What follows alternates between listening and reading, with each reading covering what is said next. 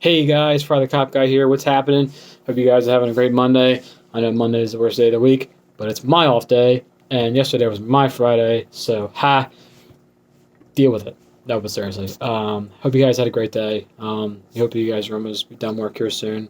It's about almost 3 o'clock in the afternoon here in lovely Delaware. Sun's shining. I'm about to go for a bicycle ride here in after I'm done making this video. So I'm very much looking forward to that. This video is going to be about something that is near and dear to me, dual sports, and because I have a dual sport, which if you watch my other videos, like, comment, subscribe, and you can see my other videos, they're fun, and I want to make a camping bike, and dual sports are great for camping bikes because they haul well, they're great off-road, and they're decent on-road. Not the best. They're not the best of both worlds. They're not the best. They're not the best in the dirt. They're not the best on the road, but they're good at both. And that's good enough for me.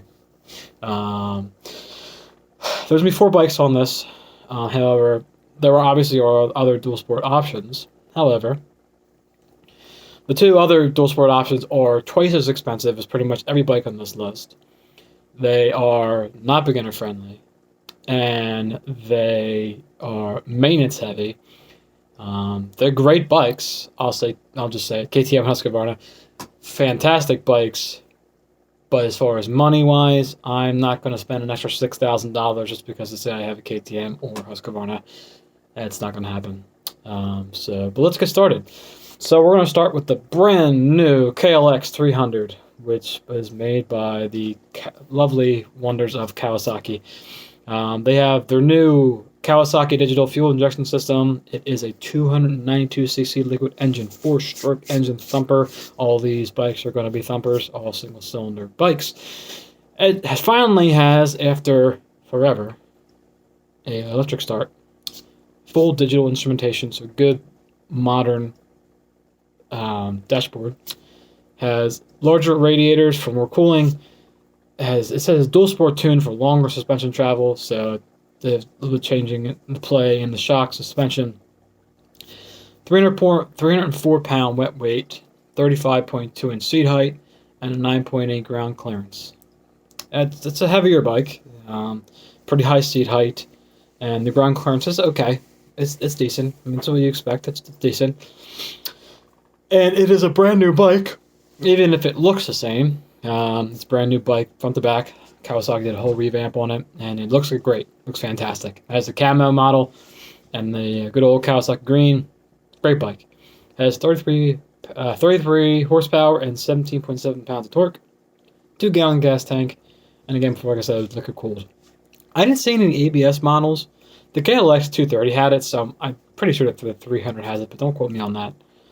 But guys, you can get this bike for $5,699 MSRP, so probably like around, after tax and tags and everything else, probably like $6,500.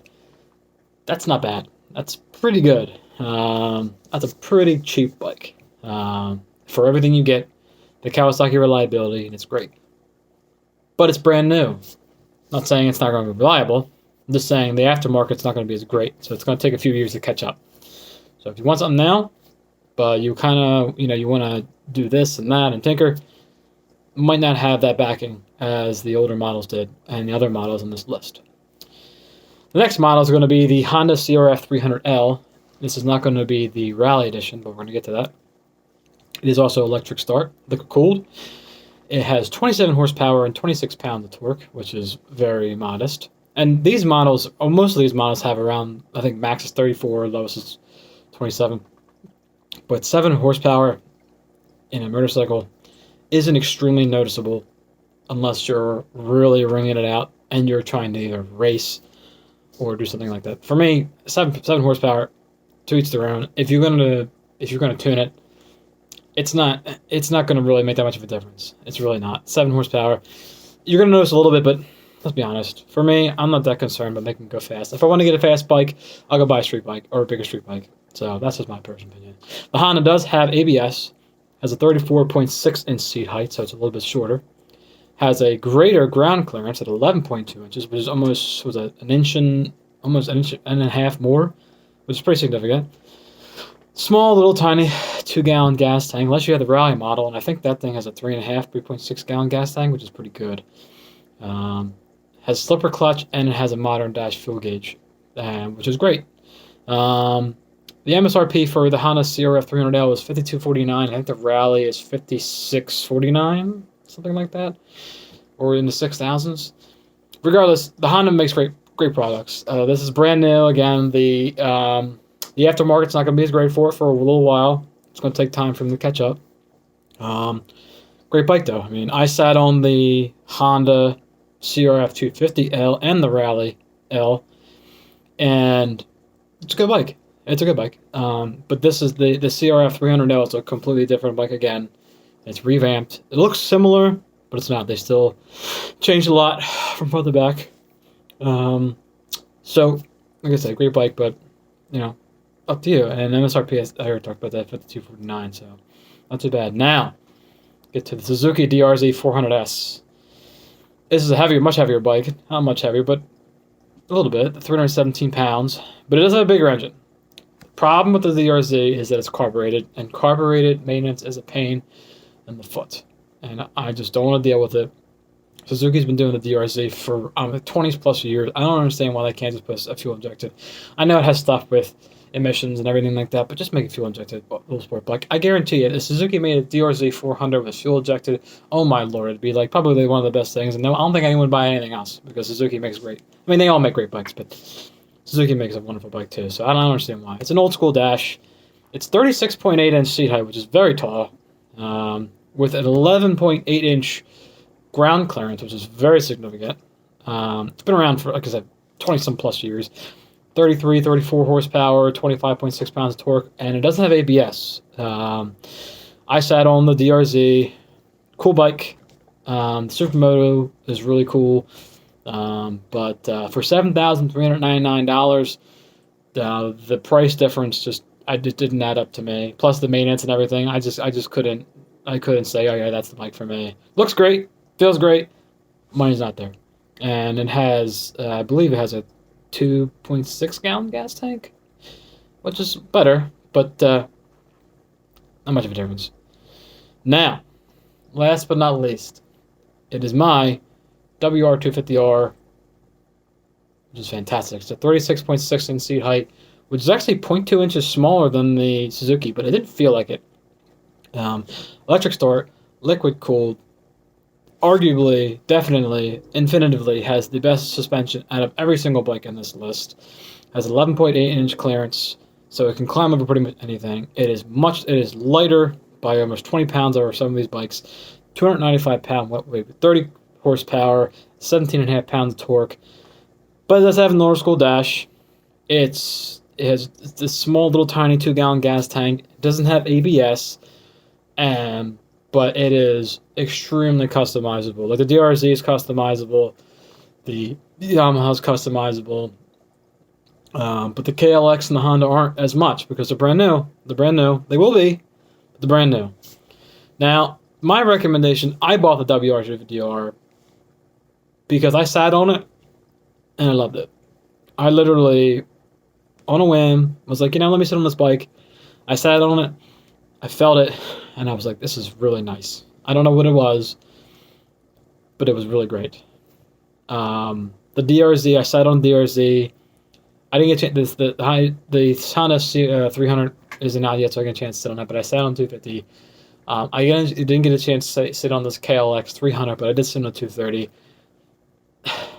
The Kawasaki for me seemed really, really tiny. The 2 inches really mattered. And the DRZ, it's like I said, it wasn't for me with the carburation. And the Honda, the biggest thing was customization too for me. I wanted to be able to get a bike. I wanted to be able to do what I want now and have it ready for me now. The Honda wasn't going to have that yet. The Suzuki wasn't going to be because I didn't want a Suzuki. And the Kawasaki didn't have it yet. Yamaha the Yamaha WR250R is a hell of a bike. It's been around for a long time, and that's why I loved it. I saw it as a great pick. The seat height is ginormously high. 2 inches for seat height matters a lot as well. It takes me being 6'2" to really push myself to get up on that bike sometimes. But yeah, it's great. Now look, I'm not saying my bike's better than any other's bikes. You could get on the Suzuki, be like, oh, there's no that guy had no idea what he's talking about. That bike means nothing.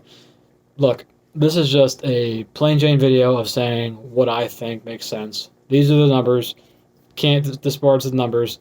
The WR250R is 6,699 as well. So, you know, it's not the highest, not the lowest, kind of middle high. I got mine for 7,000 at the door. And I ride that thing, and I ride on the road. It feels fantastically planted on the road. I rode on the highway at 780 plus, no problems at all. Yeah, it's got a small 2-gallon gas tank, but all these bikes have small gas tanks. This is what it is. You know, but the IMS, I'm going to buy that one soon. The IMS makes that 3.1 gallon one. I'm going to buy that sooner than later, hopefully, and some good soft luggage for camping. But no, I mean, it's great. W250R has been great to me. All these bikes are good, but this is my opinion. Let me know what you think. Like, comment, subscribe. And if you have any of these other bikes, the Suzuki, the Kawasaki, the older Kawasaki, or the KLX 300, or the Honda, I don't think the Honda's out just yet, but the KLX is, if you had it, let me know what you think about this bike, because I would love to know. I would love to ride one. I would love to see what you think. So like, comment, subscribe, and again, you have a wonderful day.